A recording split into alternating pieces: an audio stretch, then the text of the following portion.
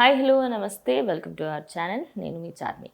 ఇప్పుడు ఇటు సినీ రంగానికి సంబంధించి అదేవిధంగా అటు ఏపీలో ప్రతి ఒక్కటి కూడా అటు అన్ని వర్గాల పరంగా ముందుకు వెళ్తూనే ఉంది.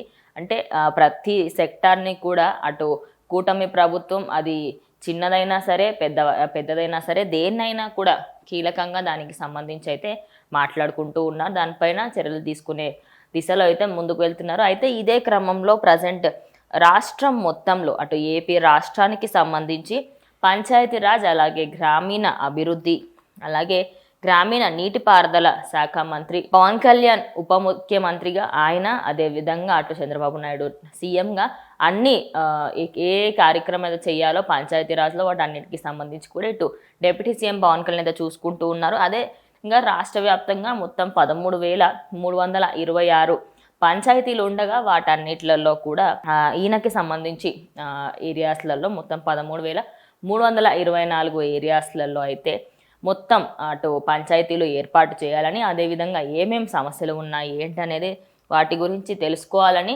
అందరి దగ్గర ఒకే రోజు పంచాయతీ పెట్టాలి అంటూ ఆయన ఆదేశాలు కూడా ఇవ్వడం జరిగింది.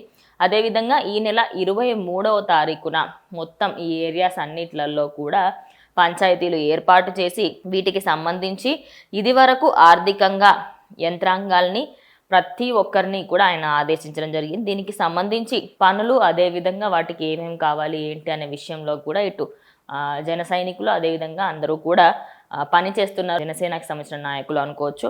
అయితే వచ్చే 5 సంవత్సరాలలో గ్రామాలలో 17,500 కిలోమీటర్ల మేర సిమెంట్ రోడ్లు వేయడం, 10,000 కిలోమీటర్ల మేరకు కాలువలు నిర్మించడం, ప్రతి ఇంటికి మంచినీరు అందించేలా ప్రయత్నాలు చేయాలి. ఖచ్చితంగా వీటన్నిటికీ సంబంధించి మనం ముందుకు వెళ్ళాలి అంటూ వీటి గురించి మాట్లాడేందుకు ఈ పంచాయతీలు అనేది ఏర్పాటు చేస్తున్నారు. అదేవిధంగా దీనికి సంబంధించి అటు డిండోరా కూడా వేయించాలి, పంచాయతీలు ఉన్నాయి అని చెప్పేసి ఈ నెల 23వ తారీఖున అయితే ఈ పంచాయతీలు అయితే ఉండబోతున్నాయి. మరి 23వ రోజున అన్నయ్య జిల్లాకి వస్తున్నాడు అంటూ ప్రతి ఒక్కరూ కూడా అటు సోషల్ మీడియాలో అదేవిధంగా ప్రతి ఒక్క దగ్గర కూడా దీనికి సంబంధించి అయితే అటు సోషల్ మీడియాలో దీని గురించి ఎక్కువగా చర్చ జరుగుతుంది. మరి ఈ పంచాయతీలు అయిపోయిన తర్వాత ఎలా ఉంటుంది పరిస్థితి ఏంటి అనేది వెయిట్ చేసి చూడాలి.